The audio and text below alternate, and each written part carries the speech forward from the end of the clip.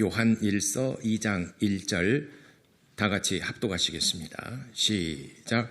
나의 자녀들아, 내가 이것을 너희에게 쓰면 너희로 죄를 범하지 않게 하려 함이라. 만일 누가 죄를 범하여도 아버지 앞에서 우리에게 대언자가 있으니 곧 의로우신 예수 그리스도시라. 아멘. 하나님은 심판주이시다. 두 번 같이 고백하겠습니다. 시작. 하나님은 심판주이시다. 하나님은 심판주이시다.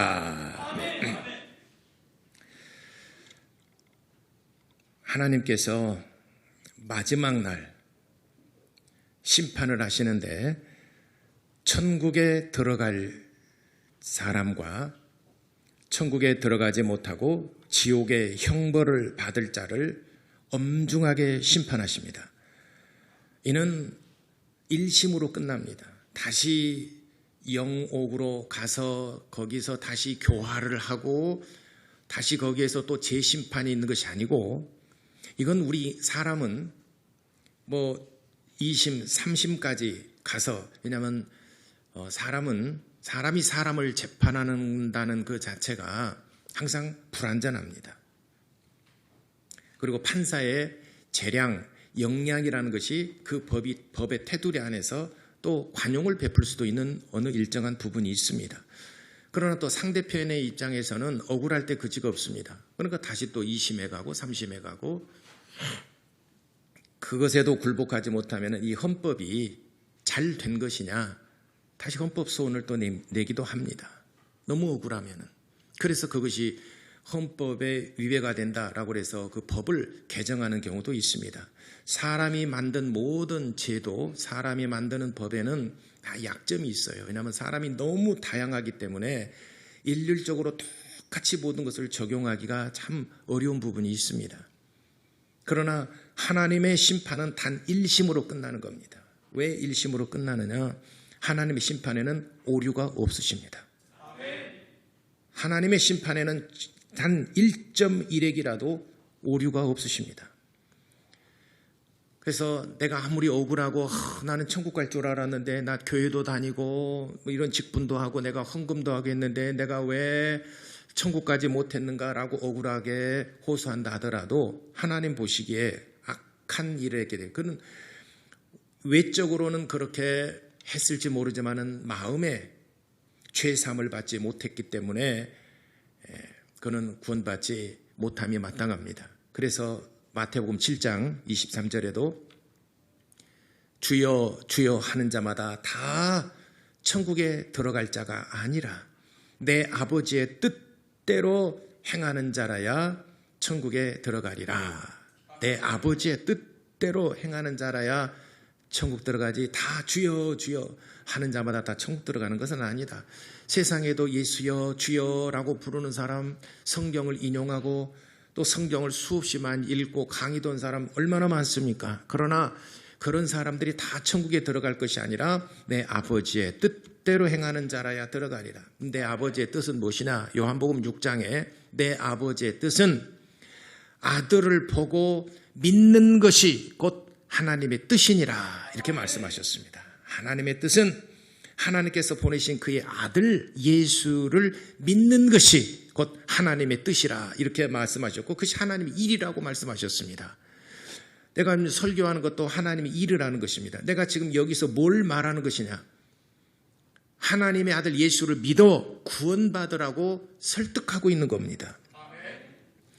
근데 저는 힘을 다해서 설득하려고 준비도 하고 기도도 하고 하지만은 내가 그 말씀을 받는 사람이 나는 설득 안 당할 거야.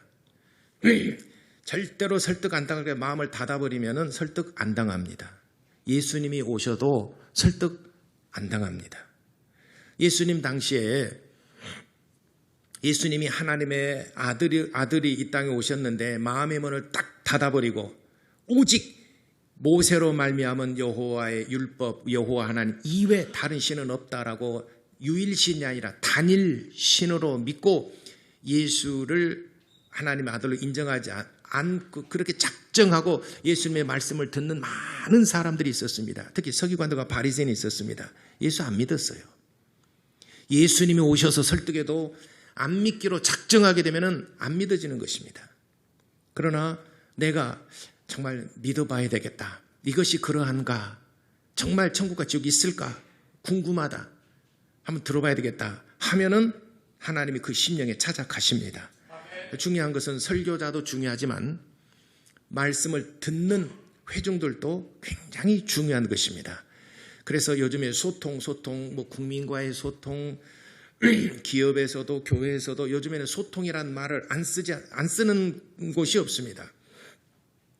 21세기 들어서 가장 많이 사용되는 용어가 소통이라는 말입니다. 근데 소통을 하려면은 주고받음이 있어야 됩니다. 하나님과 우리와의도 소통이 있어야 되는데 하나님 말씀을 들음이 있어야 되고 내가 또 하나님께 또 묻기도 하고 하나님께 기도도 하고 하나님과 소통이 이루어져야 됩니다. 설교자와 설교를 듣는 자들 사이에서도 소통이 이루어져야 되는데 저는 설득을 어떻게든지 여러분들에게 하나님이 보내신 예수를 믿어서 구원에 이르도록 설득을 하는 것이고 여러분들은 설득을 당하려고 그렇게 기도하고 찬송하고 마음의 준비를 하게 되면은 여러분 설득을 당하고 하나님께서 여러분들 마음에 좌정하십니다. 그럼 구원을 얻습니다. 그래서 마지막 날에 강팍한 심령으로 끝까지 예수를 거부하고 하나님을 믿지 않기로 작정하고 그렇게 사는 사람들과 하나님 믿기로 작정하고 말씀을 듣는 사람과 마지막 날에 심판을 하시는데 천국과 지옥의 심판을 하시는 것입니다. 제가 20살 때 처음 교회 갔을 때 천국과 지옥 이런 설교를 했어요. 그 목사님도 천국 예수 믿으면 천국 가고 예수 안 믿으면 지옥 갑니다. 세상에서 아무리 착하게 살아도 예수 안 믿으면 지옥 가고 강도짓을 해도 예수 믿으면 천국 갑니다. 이런 설교를 해서 내가 교회 안 가려고 그랬어요. 여러분 설득이 됩니다. 여러분 딴 생각했죠 방금. 다시 한번 제가 그 20살 처음 교회 갔을 때 목사님 설교하신 내용 그대로 제가 한번 인용 한번 해볼게요. 여러분 예수 믿으면 천국 가고 예수 믿지 않으면 지옥 갑니다. 아무리 세상에 착하게 살았어도 예수 안 믿으면 지옥 가고 강도짓을 해도 예수 믿으면 천국 갑니다. 할렐루야. 아멘 안 한 사람은 저 같은 자들이었어요. 그때 당 저도 동의를 못 하겠더라고요. 그렇죠? 그래서 교회 안 다니기로 작정했어요. 그리고 누나한테 통보를 했습니다. 교회 안 다닌다고. 왜? 그랬더니 교회 다니는 이유가 뭐냐고. 착하게 산 사람이 지옥 가고 강도짓 하면은 천국 가고 이제 앞뒤 다 잘라버리고 이제 그렇게 이제 극단적으로 얘기를 했죠. 그 말이 아니라 하면서도 설득을 해요. 저를. 네 용돈 5,000원씩 줄게. 한 달 용돈. 알았어. 그래갖고 또 계속 다녔잖아요. 예. 어쨌든 그래서 계속 교회를 다니면서 근데 재미가 없어요. 교회 다녀도. 제일 재미없는 시간이 설교 듣는 시간. 그래서 제가 하나님께 그렇게 이제 그 소통이, 지금 말하면 소통입니다. 하나님이 계시다면 나를 좀 만나주세요.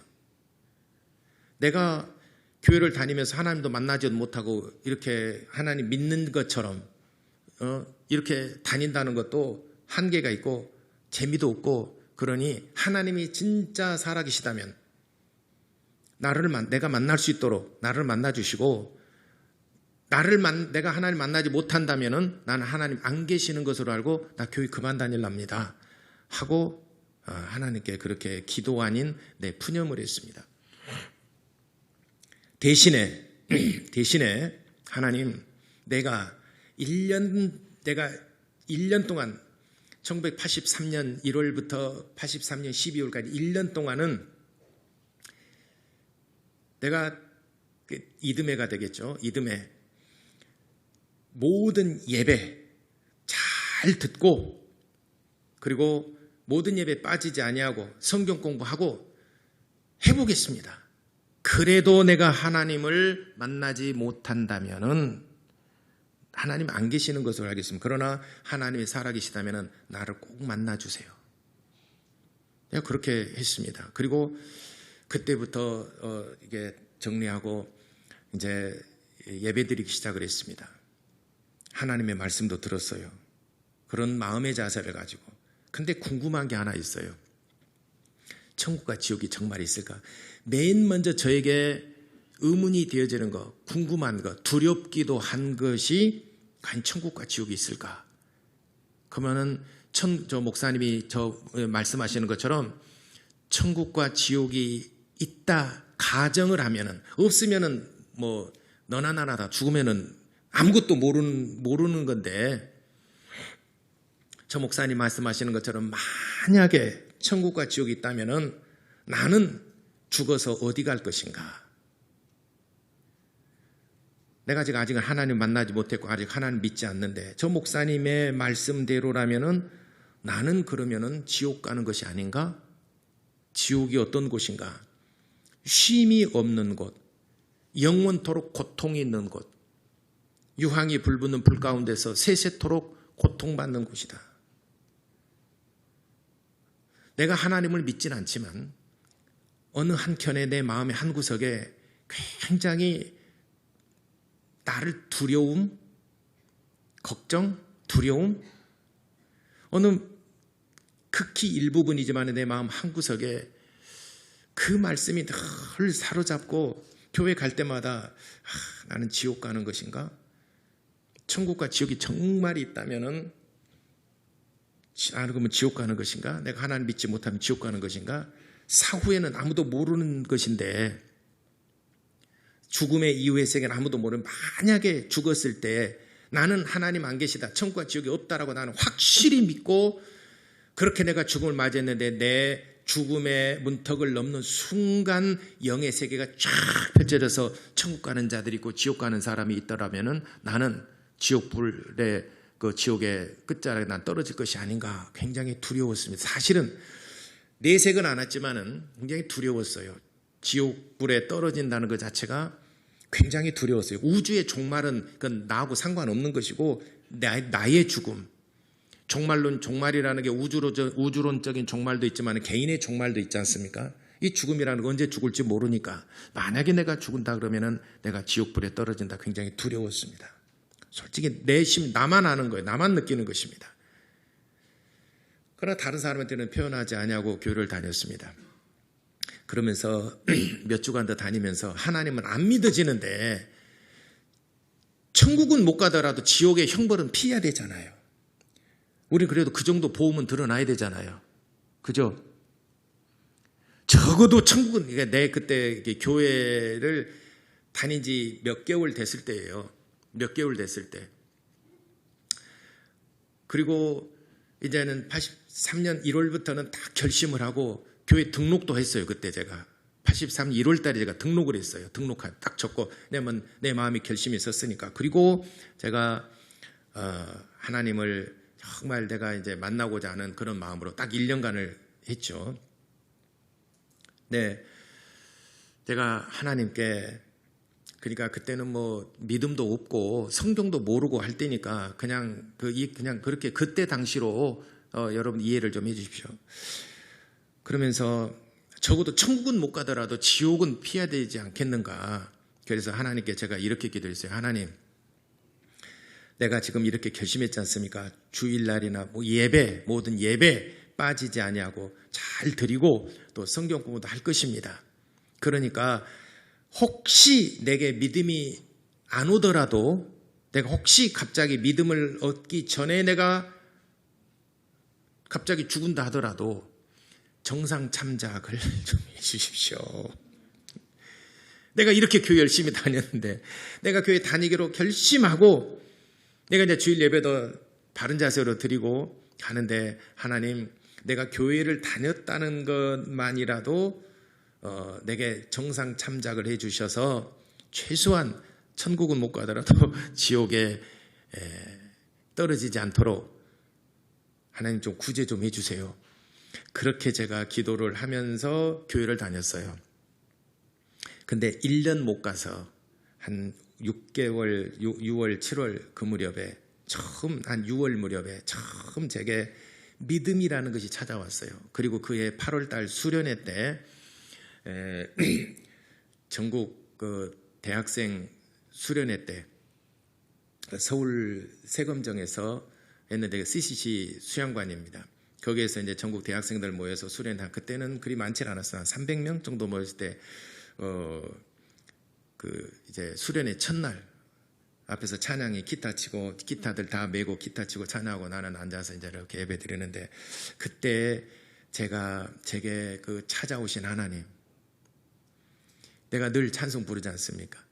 의심의 안개 거치고 눈물에 근심 없는 곳, 그 찬송, 의심의 안개가 싹 거치는 것처럼 내 마음이 그렇게 맑아지고, 하나님이 살아계시는구나. 뭔지는 모르겠지만 하나님은 살아계시는구나.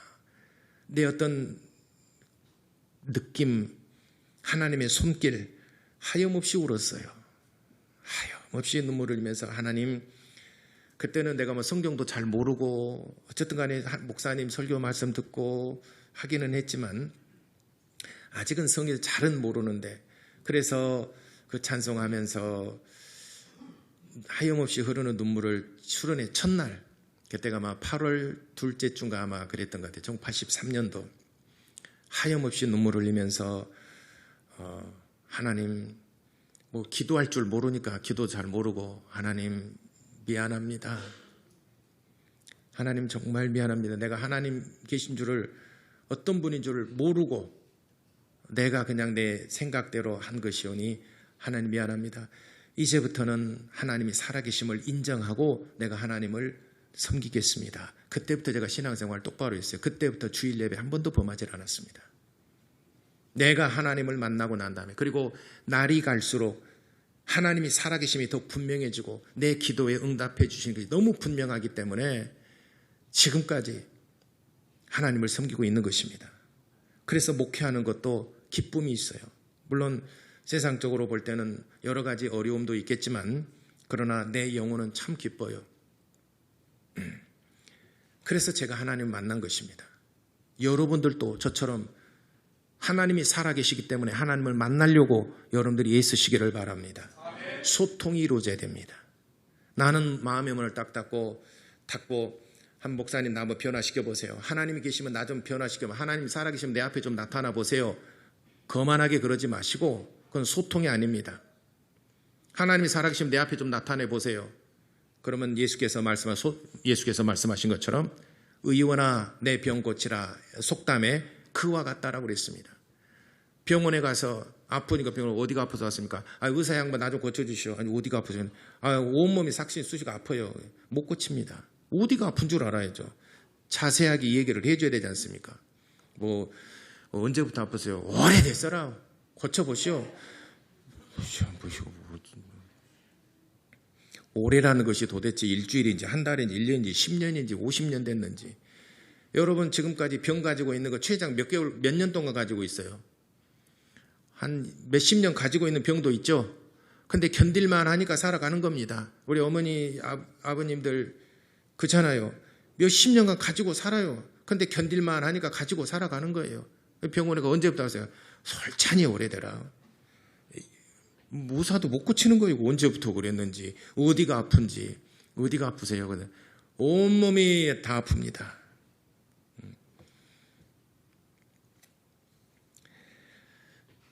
그래서 오늘 제가 이 설교를 하는 것은 여러분들이 저의 설교를 듣는, 또 하나님께서 저에게 맡긴 양무리들, 여러분들이 반드시 구원에 이르러서 천국 들어가기를 간절히 소망하는 마음에 제가 이 설교를 합니다.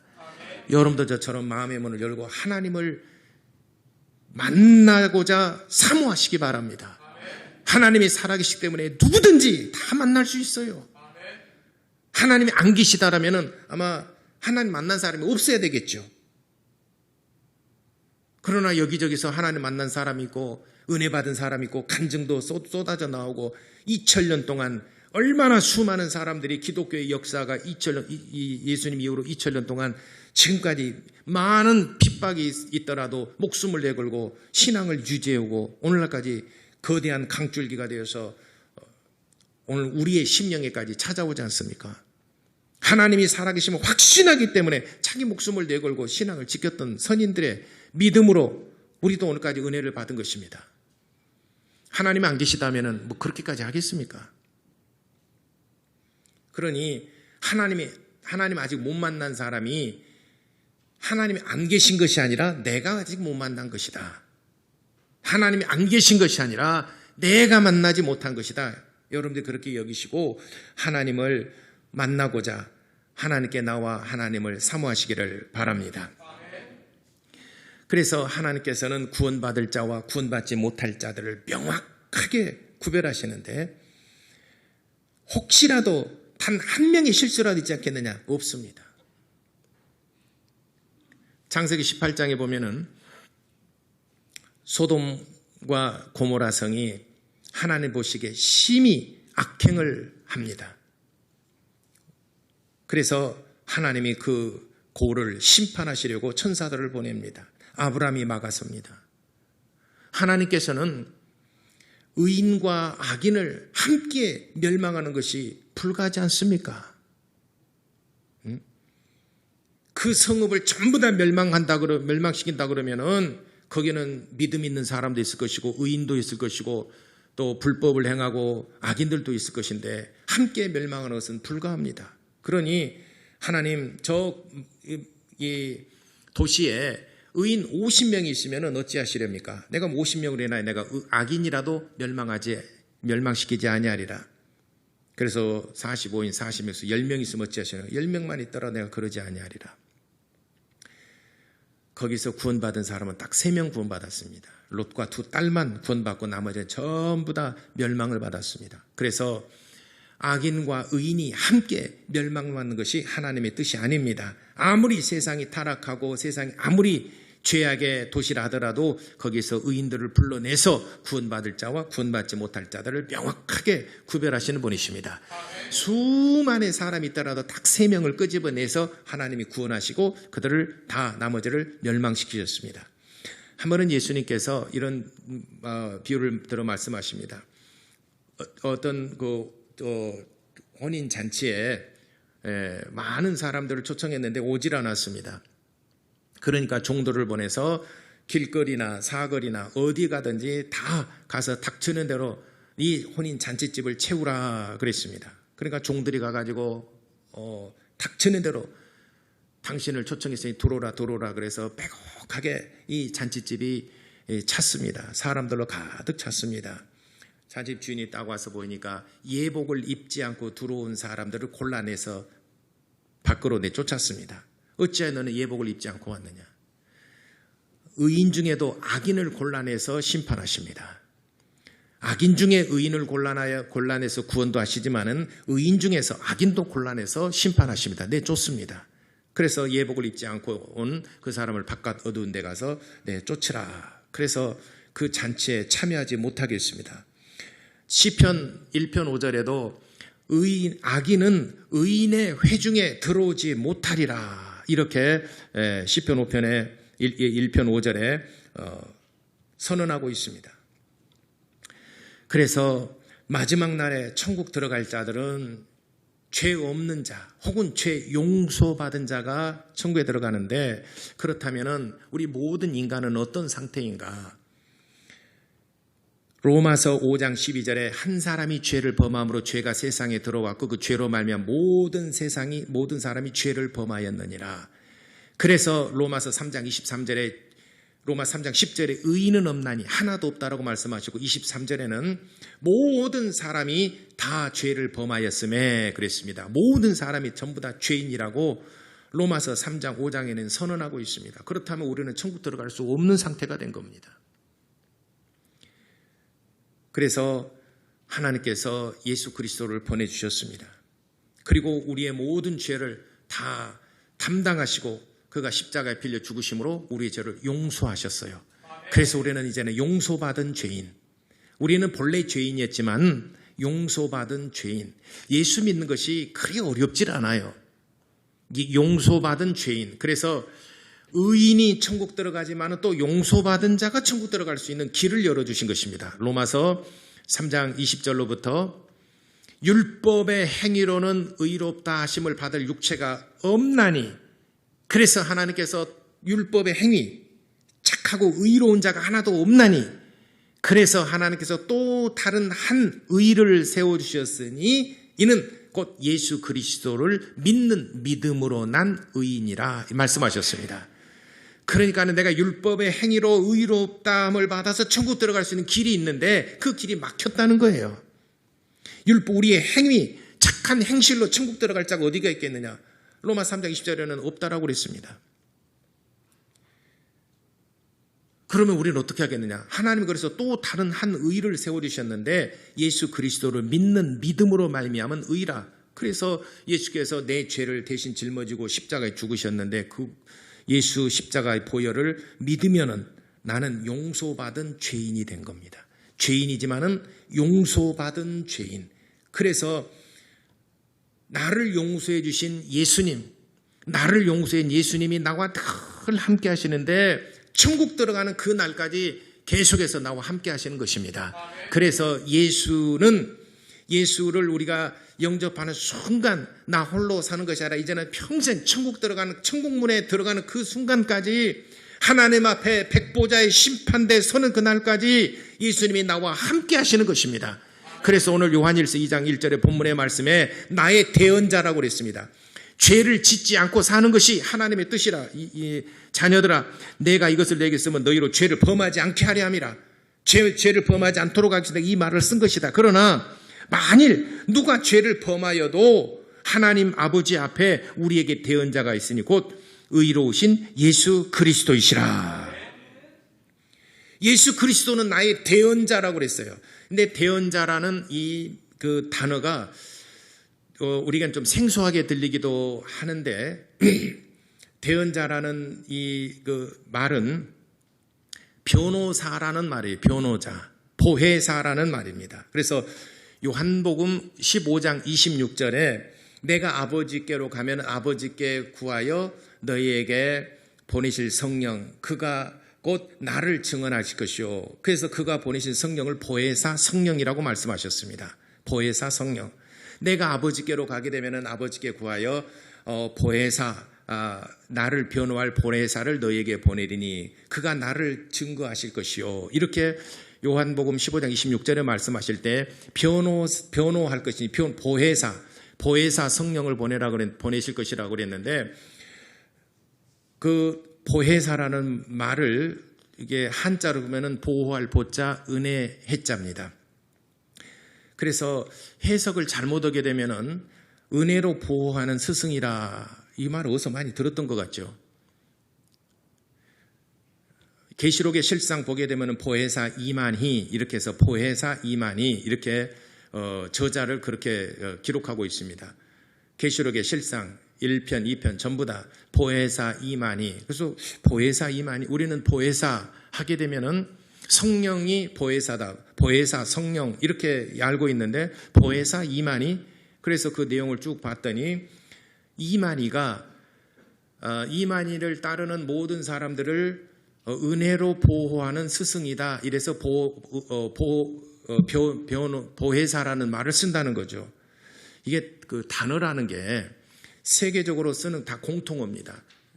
우리가 어머니 그러게 되면은 다 떠올리는 딱 한 사람이 있어요. 그렇죠? 그 마이크 그러게 되면은 모든 사람이 다 공통적으로 떠올리는 연상하는 물건이 있어요. 그렇죠? 근데 보혜사 하게 되면은 모든 사람 공통적으로 떠올리는 생각인데 나만 다르게 생각한다 이 말이죠. 이거는 이렇게 쓰면 안 되는 겁니다. 단어는 공통어에 공통적으로 너나 이렇게 소통하기 위해서 이 대화를 위해서는 공통적인 단어, 똑같은 의미, 똑같은 뜻을 써야 되는데 이거는 나는 이렇게 해석할 거야. 은혜로 보호하는 스승이다. 이렇게 하게 되면 참 무지한 겁니다. 자, 보혜사라는 말과 대언자, 요한복음 15장 26절에는 보혜사라는 말을 썼고 요한일서 2장 1절에는 대언자라는 말을 썼습니다. 헬라어에 보게 되면요 똑같은 단어를 썼습니다. 똑같은 단어 파라클레토스, 보혜사라는 말입니다. 보혜사, 변호자라는 말이에요. 그래서 변호사, 대언자, 보혜사 똑같이 파라클레토스 똑같이 쓰고 있어요.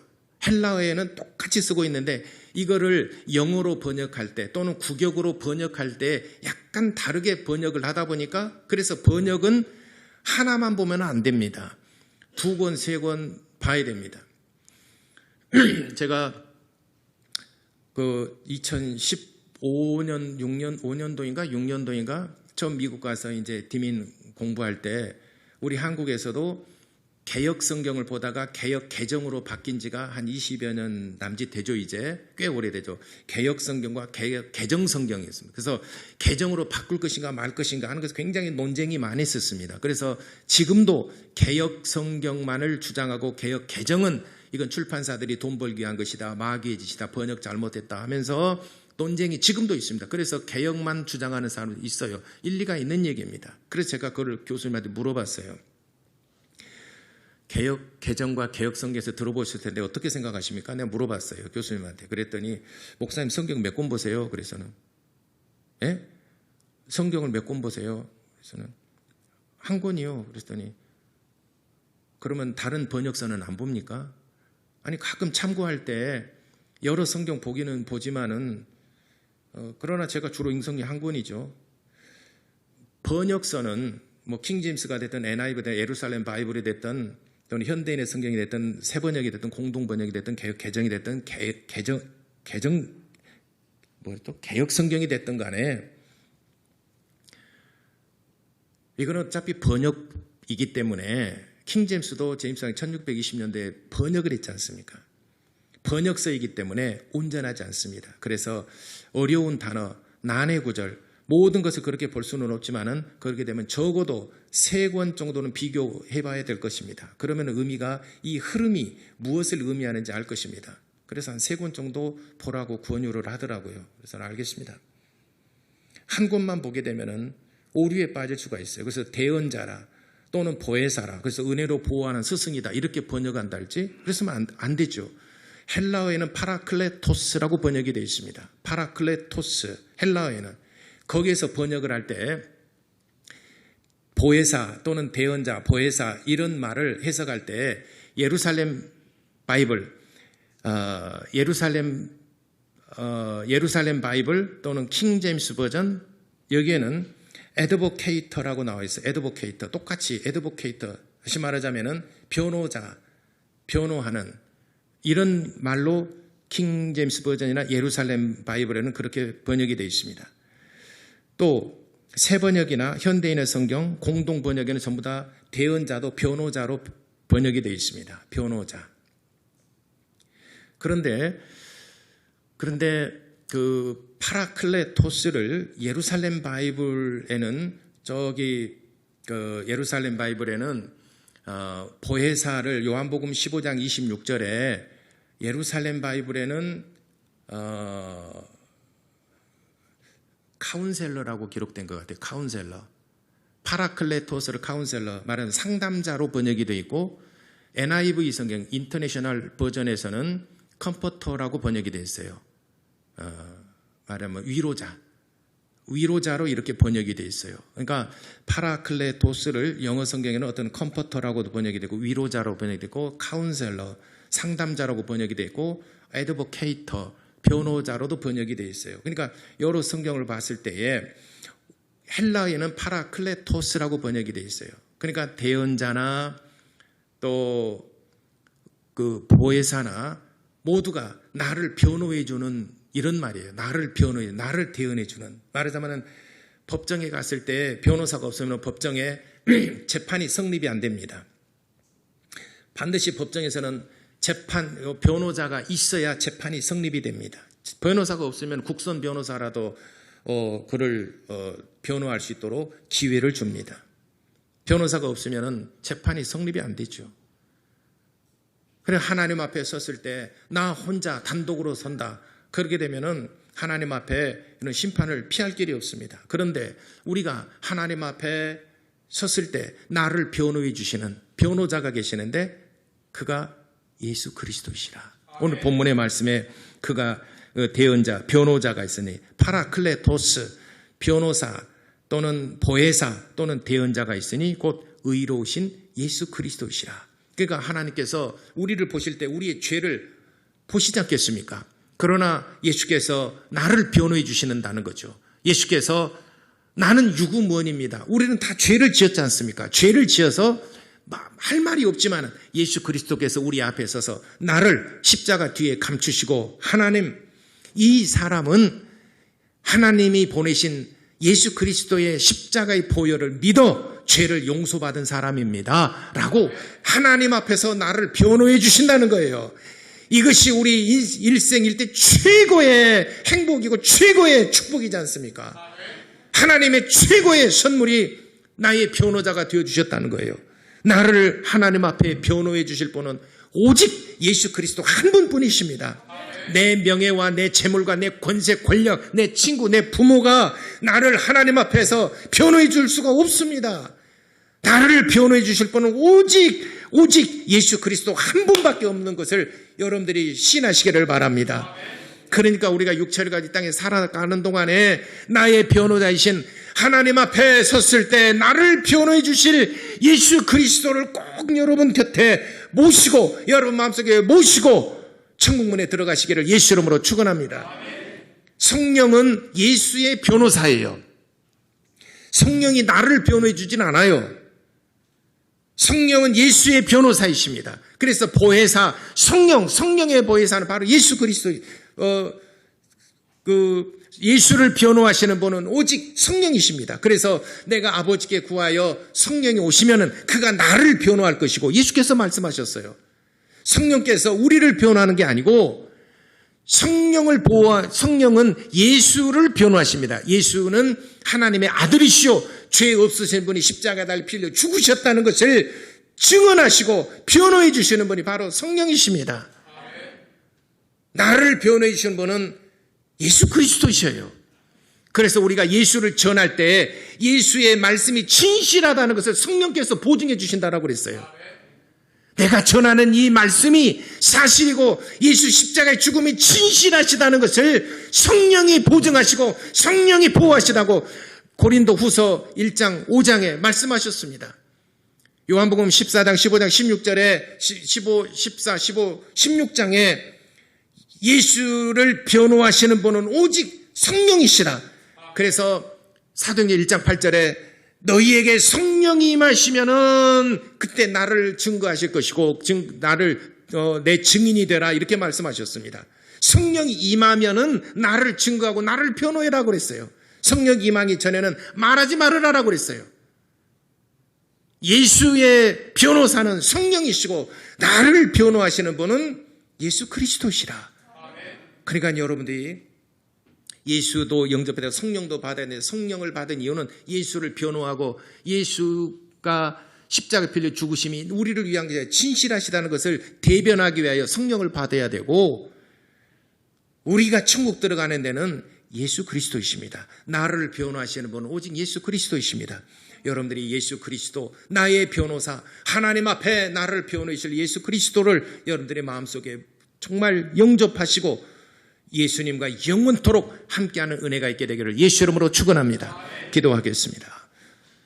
우리 다 같이 기도할 때 예수는 나의 변호사 영원토록 천국문에 들어갈 때까지 나와 함께 하시고 나를 하나님 앞에서도 변호해 주옵소서. 나와 내 가족 내 자녀들 여러분 정말 구원받도록 우리 다 같이 기도하시겠습니다.